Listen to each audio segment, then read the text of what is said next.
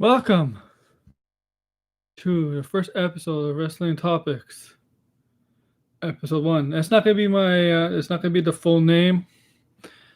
I don't have a specific name for this yet.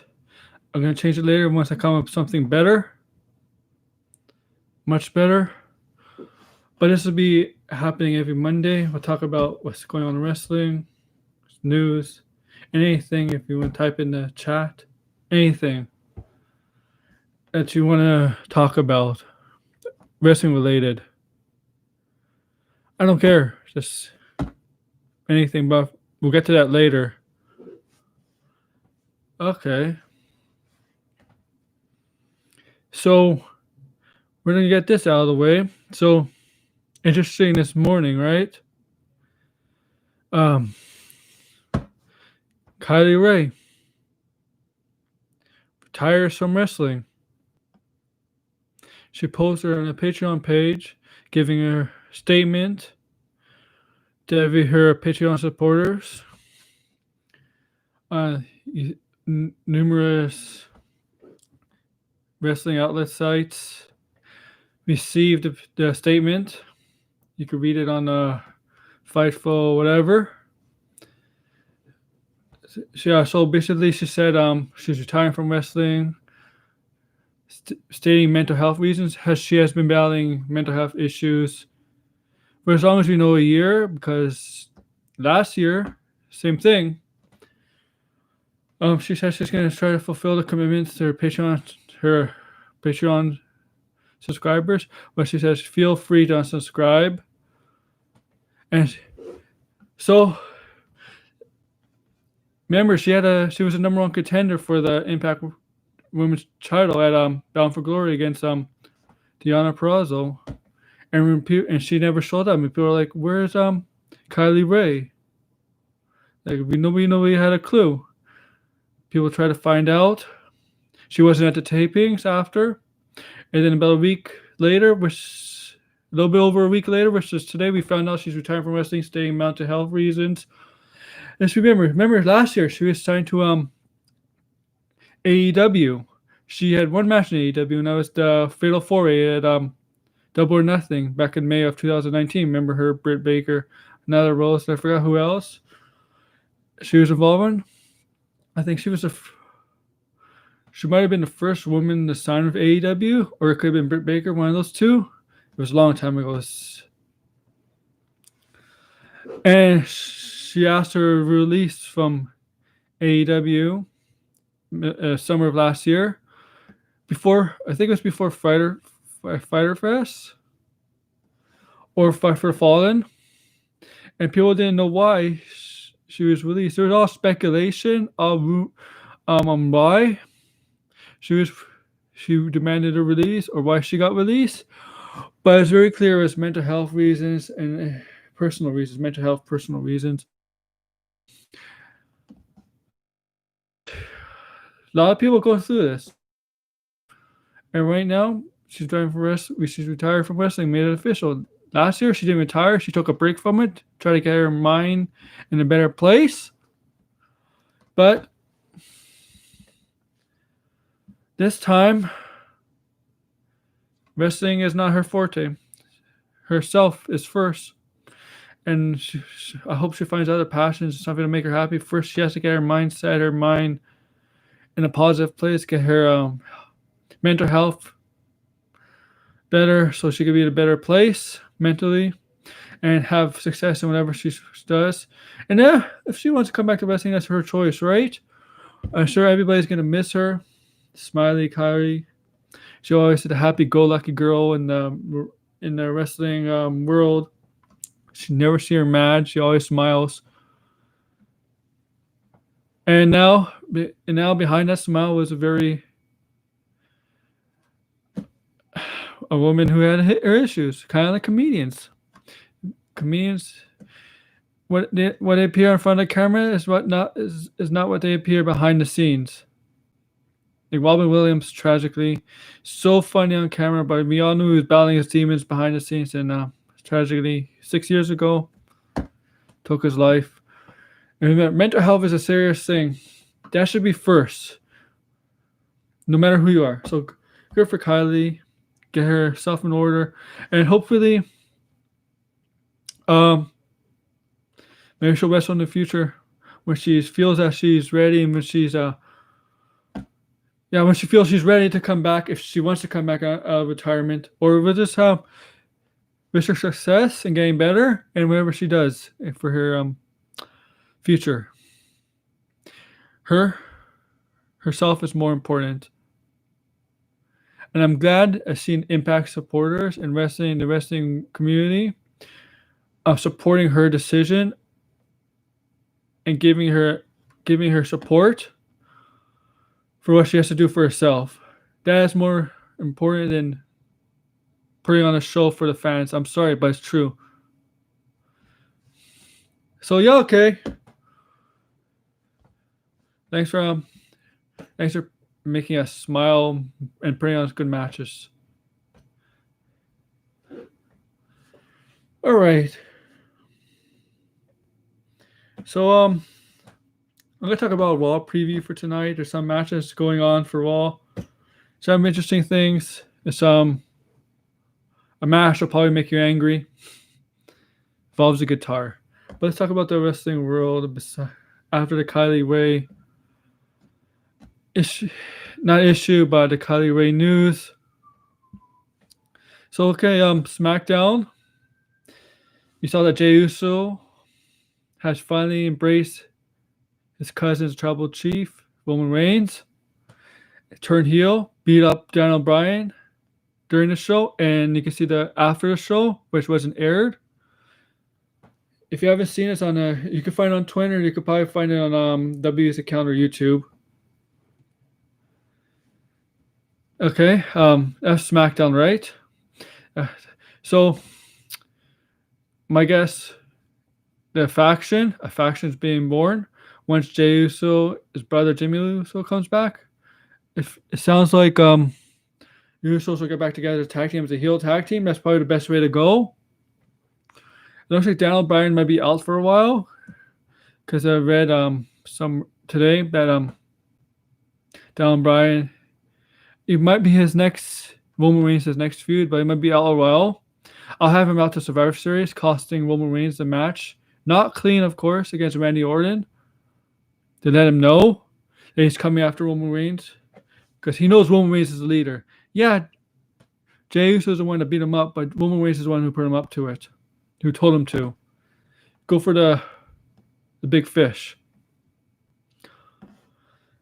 And what else happened on SmackDown that caught my eye? Well, we know we're getting a title match, a rematch of sorts. Bayley versus Sasha Banks at this SmackDown. I like how Bayley brought up that Sasha has never successfully defended her title after winning a title. This may all change Friday, right?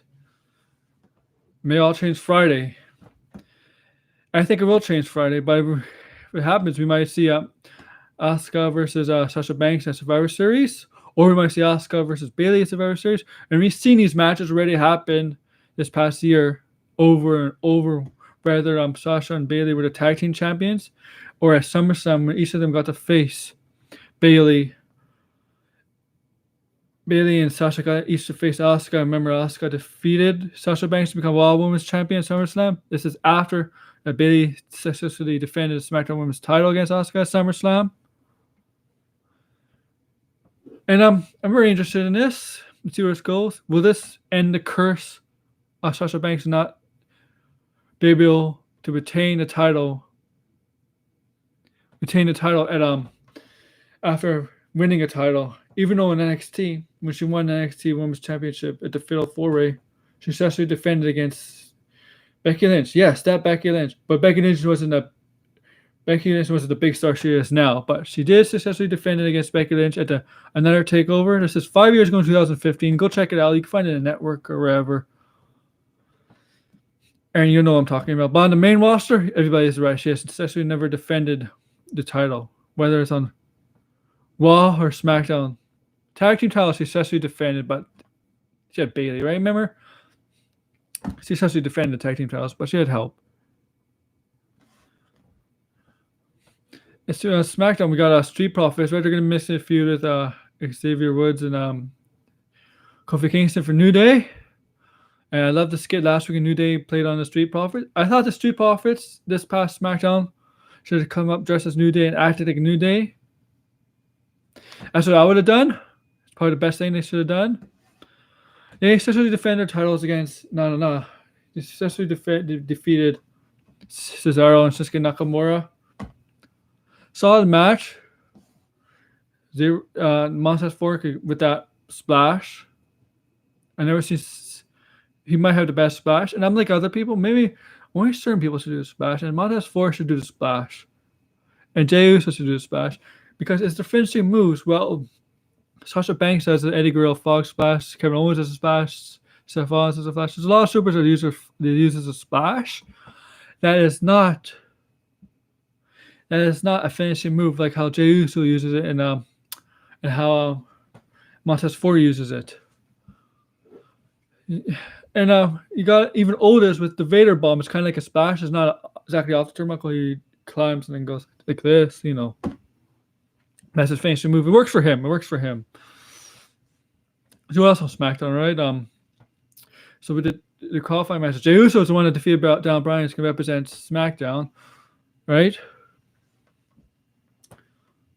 We got that cringy Lars Sullivan interview by Corey Graves. Or Lars Sullivan obviously doesn't like being called a freak.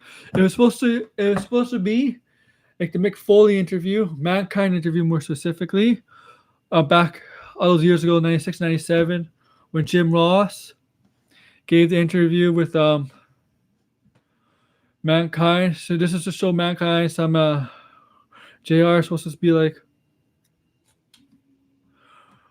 don't you think you have to be responsible for your actions? Remember that was a good interview. It gave Mankind reason for why he's a freak back then. This is supposed to be the same thing with Lars, but nobody's buying it. Nobody was buying it. I saw some people on Twitter like, that's okay, it's not bad. But a lot of people didn't like this interview. And immediately I was listening to the interview. Yeah, it's basically that interview with JR and Mankind, trying to make Lars sympathetic on why he's doing what he's doing by interfering and beating up people and why he's a freak. Okay. And yeah, and a lot of people have personal issues with Lars. He's kind of he's creep, right? He had those forums years ago when he was younger, posting such stupid, ridiculous stuff. Him and that gay porno thing. I know people are making a big deal of it. It's not a big deal. So what? It's not a crime. But him going at messages after he comes back on SmackDown, was that yoga instructor? Was it the creepy messages to the yoga instructor? Yeah, right after he comes back. And WWE has gotten the last few months of scandals and of the whatever with bunch of female wrestlers coming out. You got the Matt Riddle situation, Velveteen Dream. They're both wrestling. Oh, Matt Riddle, I should say Riddle. They changed his name to Riddle now, so he's like the Riddler. Velveteen Dream, Matt Riddle.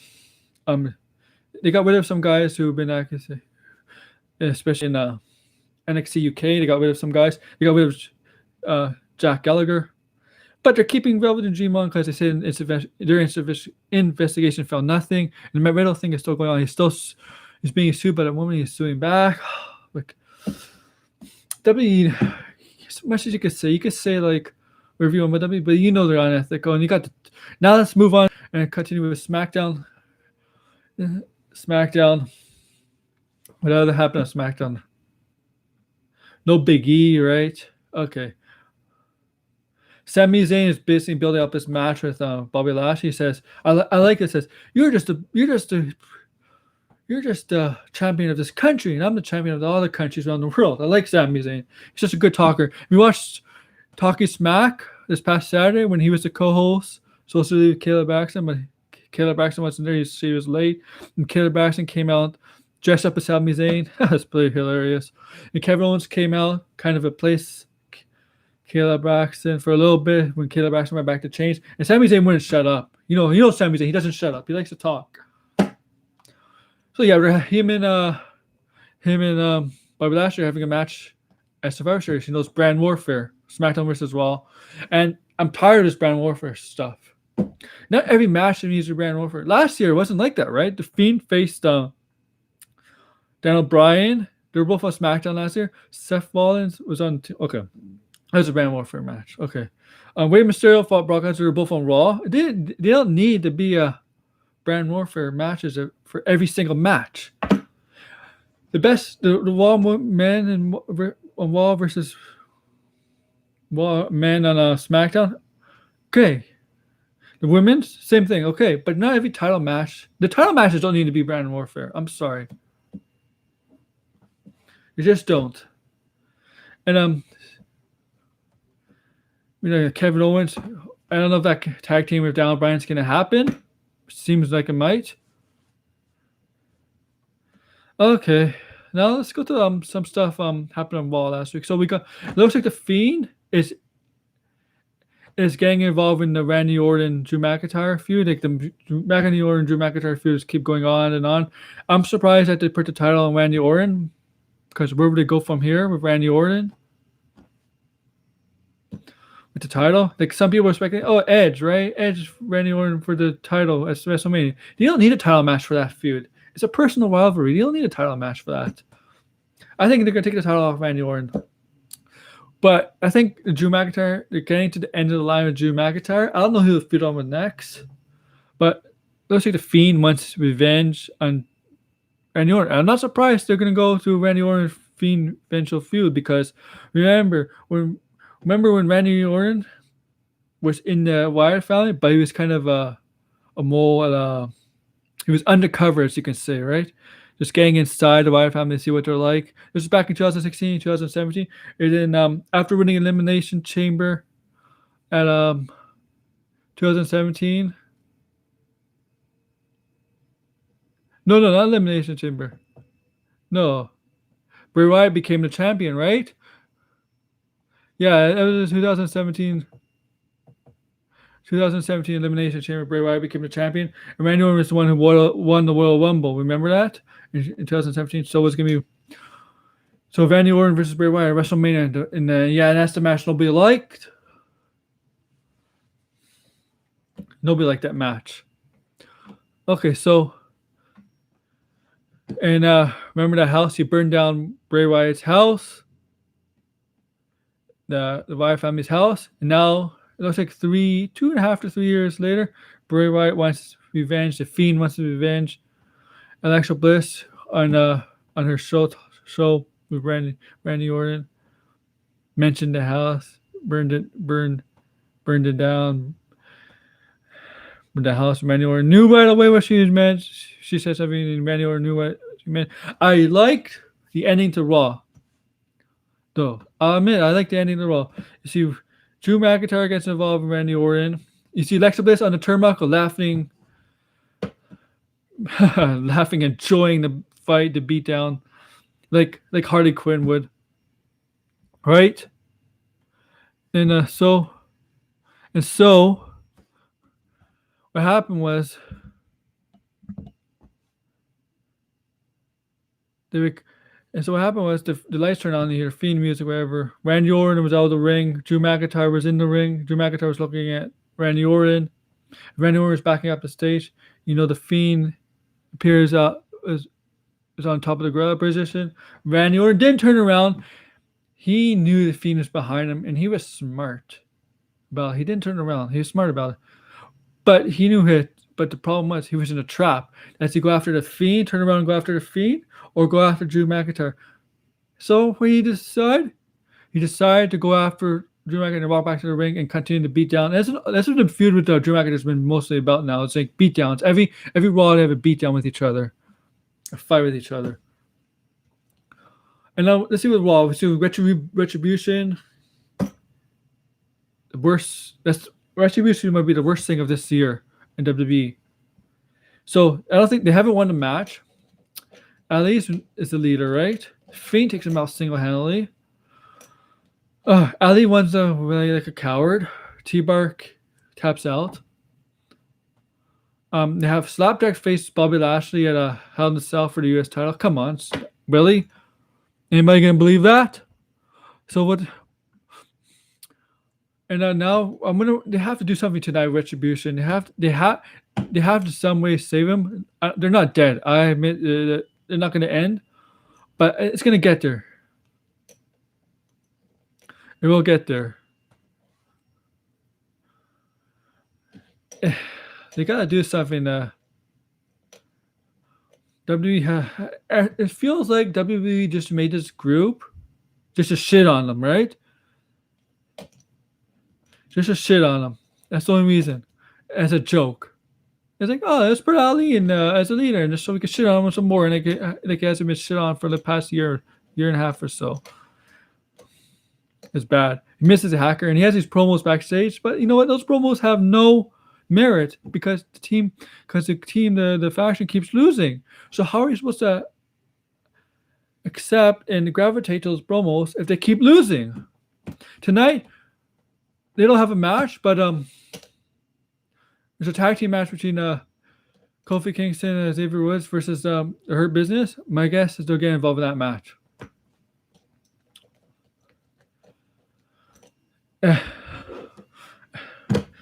And they're gonna have to do something. Like my guess, the Survivor Series is gonna be 4-on-4. And that stupid thing last week, remember, when Mia Yim was faking like she was getting, like she had bugs all over her, or like she was possessed. And some people said she had a seizure. And to me, if that's an insult, but she was faking it the whole time. And I'm like, oh, Papa Shango's back. Papa Shango's back in WWE, causing a curse, voodoo on her or something. It was so stupid. They're totally shitting on Retribution. They should just be doing this Loser Nation, man. Loser Nation. Because they really suck badly. And tonight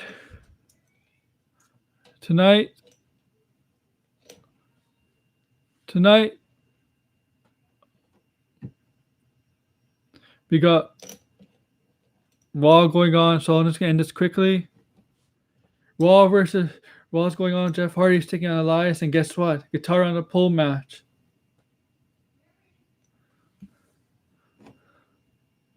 I'm busy.